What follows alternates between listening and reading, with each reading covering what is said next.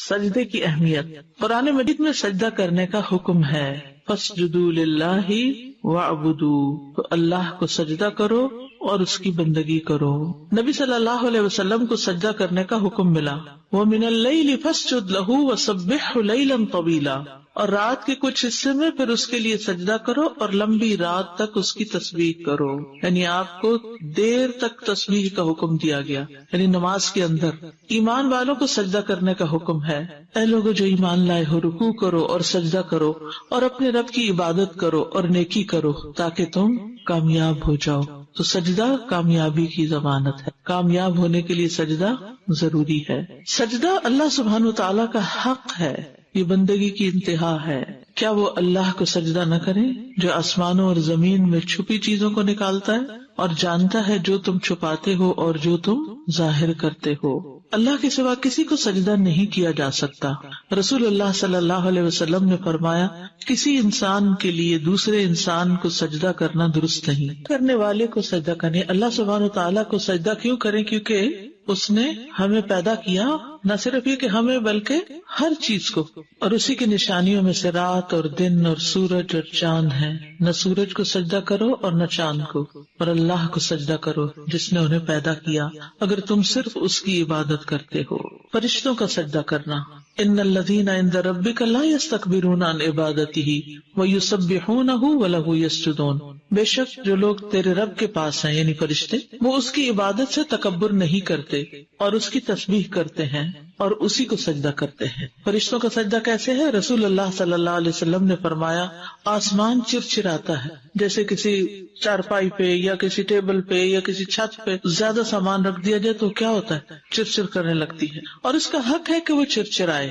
اس ذات کی قسم جس کے ہاتھ میں محمد صلی اللہ علیہ وسلم کی جان ہے، وہاں تو ایک بالشت کے بقدر بھی ایسی جگہ نہیں، یعنی ایک بالشت، ایک ہاتھ برابر بھی ایسی جگہ نہیں جہاں کوئی فرشتہ سجدے میں اپنی پیشانی رکھے اللہ کی حمد کے ساتھ اس کی تسبیح نہ کر رہا. آسمان بھرا ہوا ہے فرشتوں سے جو سجدہ کر رہے ہیں اور مسلسل سجدے میں پڑے ہوئے ہیں. اگر ہم نہیں کریں گے تو اللہ تعالیٰ کو کوئی نقصان ہے؟ کوئی فرق پڑتا ہے؟ کچھ بھی نہیں. سورج کا سجدہ کرنا. ابو ذر رضی اللہ عنہ سے روایت ہے، کہتے ہیں میں غروب آفتاب کے وقت مسجد میں نبی صلی اللہ علیہ وسلم کے ساتھ تھا تو آپ صلی اللہ علیہ وسلم نے فرمایا اے ابو ذر کیا تمہیں پتا ہے کہ سورج کہاں غروب ہوتا ہے؟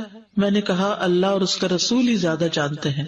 آپ نے فرمایا بلا شبہ سورج چلتا رہتا ہے حتیٰ کہ عرش کے نیچے سجدہ کرتا ہے، یعنی اس کی ڈائریکشن میں آ جاتا ہے. والشمس تجری لمستقر لها ذالک تقدیر العزیز العلیم. پھر پودوں اور درختوں کا سجدہ کرنا، اور بغیر تنے والے پودے جو بیلے ہوتے ہیں زمین پہ پھیلے ہوئے اور درخت سجدہ کر رہے ہیں، سائے بھی سجدہ کرتے ہیں. وَلِلَّهِ يَسْجُدُ مَن فِي السَّمَاوَاتِ وَالْأَرْضِ طَوْعًا وَكَرْهًا وَظِلَالُهُمْ بِالْغُدُوِّ وَالْآصَالِ، اور آسمانوں اور زمین میں جو بھی ہے اللہ ہی کو سجدہ کر رہا ہے خوشی اور ناخوشی سے، اور ان کے سائے بھی پہلے اور پچھلے پہر صبح شام سجدہ کرتے ہیں. جانور بھی سجدہ کرتے ہیں. وَلِلَّهِ يَسْجُدُ مَا فِي السَّمَاوَاتِ وَمَا فِي الْأَرْضِ مِن دَابَّةٍ وَالْمَلَائِكَةُ وَهُمْ لَا يَسْتَكْبِرُونَ، اور اللہ ہی کے لیے سجدہ کرتی ہے جو چیز آسمانوں میں ہے اور جو زمین میں ہے، کوئی بھی چلنے والا جانور ہو اور فرشتے بھی، اور وہ تکبر نہیں کرتے. رحمان کے بندوں کی صفت وَالَّذِينَ يَبِيتُونَ لِرَبِّهِمْ سُجَّدًا وَقِيَامًا، اور جو اپنے رب کے لیے سجدہ کرتے ہوئے اور قیام کرتے ہوئے رات گزارتے ہیں. یہ عباد الرحمان کی صفات ہے نا سورۃ الفرقان میں، تو وہاں رات کو خاص طور پر قیام کے وقت سجدہ کرنے کی بات ہو رہی ہے. مومنوں کے چہرے میں سجدے کی علامات ہوتی ہیں. سیماہم فی وجوہہم من اثر السجود، ان کی شناخت ان کے چہروں میں موجود ہے سجدہ کرنے کے اثر سے. نافرمان سجدہ نہیں کرتے.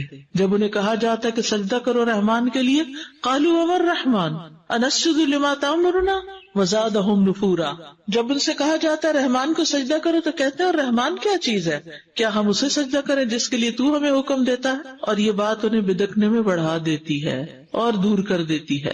یعنی نافرمان لوگ نماز نہیں پڑھتے، سجدہ نہیں کرتے. فما لهم لا يؤمنون واذا قرئ عليهم القرآن لا يسجدون. تو انہیں کیا ہے کہ وہ ایمان نہیں لاتے اور جب ان کے سامنے قرآن پڑھا جاتا ہے تو وہ سجدہ نہیں کرتے. قیامت کے دن وہی سجدہ کر پائیں گے کہ جو دنیا میں اللہ کو سجدہ کرتے ہیں. پھر وہ اپنا سر سجدے سے اٹھائیں گے اور اللہ سبحانہ تعالیٰ کو دیکھیں گے اور باقیوں کے سجدے کی اجازت نہیں دی جائے گی. ان کی پشت تختے کی طرح ہو جائے گی. جب بھی سجدہ کرنا چاہیں گے پیٹھ کے بل گر جائیں گے. سجدے کی فضیلت معدان میں نبی طلحہ یامری سے روایت ہے، کہتے ہیں کہ میں رسول اللہ صلی اللہ علیہ وسلم کے آزاد کردہ غلام ثوبان سے ملا اور میں نے عرض کیا کہ آپ مجھے ایسے عمل کی خبر دیں جس کے کرنے سے مجھے اللہ جنت میں داخل کر دے.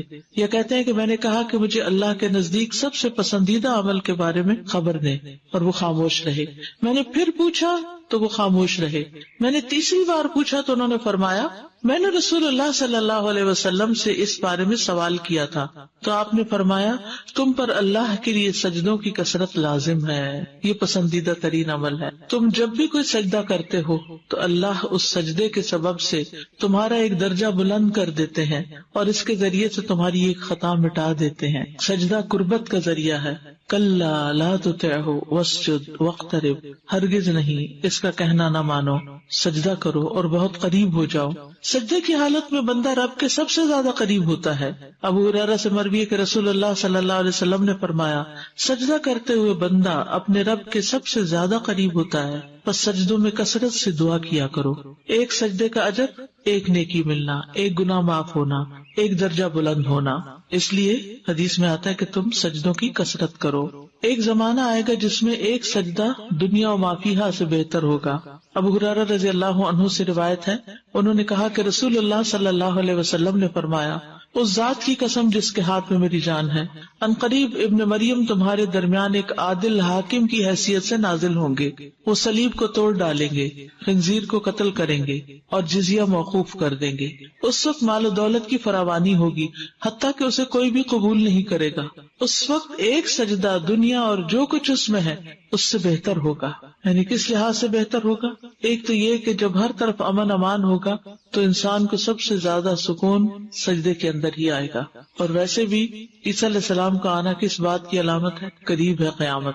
تو انسان کو جب موت اور قیامت یاد آتی ہے تو پھر انسان سجدہ زیادہ اچھی طرح کرتا ہے، کیونکہ اگر سجدے میں قبر یاد آ جائے تو سجدے سے سر اٹھانے کو دل نہ چاہے. کثرت سجود نبی صلی اللہ علیہ وسلم کی رفاقت کا باعث ہے جنت میں. ربیہ بن کعب اسلمی سے روایت ہے کہ میں رات رسول اللہ صلی اللہ علیہ وسلم کے پاس گزارتا تھا. آپ کے وضو اور استنجا کے لیے پانی لایا کرتا تھا. آپ نے ایک دن مجھ سے فرمایا مانگو، تو میں نے عرض کیا میں جنت میں آپ کے ساتھ رہنا چاہتا ہوں. آپ نے فرمایا اس کے علاوہ کچھ اور؟ میں نے عرض کیا بس یہی. تو آپ نے فرمایا تو اپنے معاملے میں سجدوں کی کثرت کے ساتھ میری مدد کرو، اگر وہاں بھی ساتھ رہنا چاہتے ہو تو پھر نوافل زیادہ پڑھو. نبی صلی اللہ علیہ وسلم سے ملاقات کے لیے سجدوں کی کثرت. ابو فاطمہ رضی اللہ عنہ کہتے ہیں کہ مجھے اللہ کے نبی نے فرمایا اے ابو فاطمہ اگر تم مجھ سے ملاقات کرنا چاہتے ہو تو سجدوں کی کثرت کر دو، یعنی قیامت کے دن آپ کا قرب پانے کے لیے. تو گویا سجدہ اللہ کا قرب پانے کے لیے بھی اور سجدہ رسول اللہ صلی اللہ علیہ وسلم کے قریب ہونے کے لیے بھی. سجدے کی جگہ پر آگ حرام ہوگی، یعنی اگر کوئی شخص اپنے کسی دوسرے برے عمل کی وجہ سے جہنم میں چلا بھی گیا تو پھر جب ان کے بارے میں حکم ہوگا کہ انہیں جہنم سے نکال لیا جائے تو فرشتوں نے پہچانیں گے ان کے سجدوں کی جگہ کی وجہ سے کہ جن کو آگ نے نہیں چھوا ہوگا، کیونکہ سیماہم فی وجوہہم من اثر السجود، یعنی سجدے جو ہیں یہ مومن کی نشانی ہے، ایمان کی، اسلام کی. نشانات سجود کے علاوہ ان کی ہر چیز کو آگ کھا چکی ہوگی. استغفر اللہ، اللہ ہمیں محفوظ رکھے. رسول اللہ صلی اللہ علیہ وسلم نے فرمایا میں قیامت کے دن اپنے ہر امتی کو پہچان لوں گا. صحابہ نے عرض کیا یا رسول اللہ مخلوق کی کثرت میں آپ انہیں کیسے پہچانیں گے؟ آپ نے فرمایا یہ بتاؤ اگر تم کسی استبل میں داخل ہو جہاں کالے سیاہ گھوڑے بندھے ہو تو ان میں سے ایک گھوڑے کی پیشانی اور ٹانگیں روشن چمکدار اور سفید ہوں تو کیا تم اسے ان گھوڑوں میں پہچان لو گے؟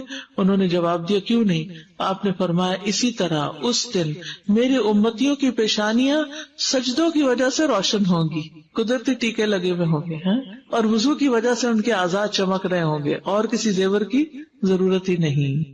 سجدے کا طریقہ، تکبیر کہہ کر سجدے میں جانا، یعنی جب آپ سیدھے کھڑے ہو گئے تھے اسٹریٹ، اور ربنا ولک الحمد اور تسبیحات آپ نے وہ پڑھ لی، دعائیں پڑھ لی، تو پھر اس کے بعد اب آپ سجدے میں اب جا رہے ہیں، اور سجدے میں جاتے ہوئے اللہ اکبر کہیں گے۔ پھر جب آپ صلی اللہ علیہ وسلم سجدے کے لیے جھکتے تو اللہ اکبر کہتے، یہ صحیح بخاری کی روایت ہے۔ ثم کبر وسجد، سنن نبی داؤد کی روایت ہے۔ پھر آپ نے تکبیر کہی اور سجدہ کیا۔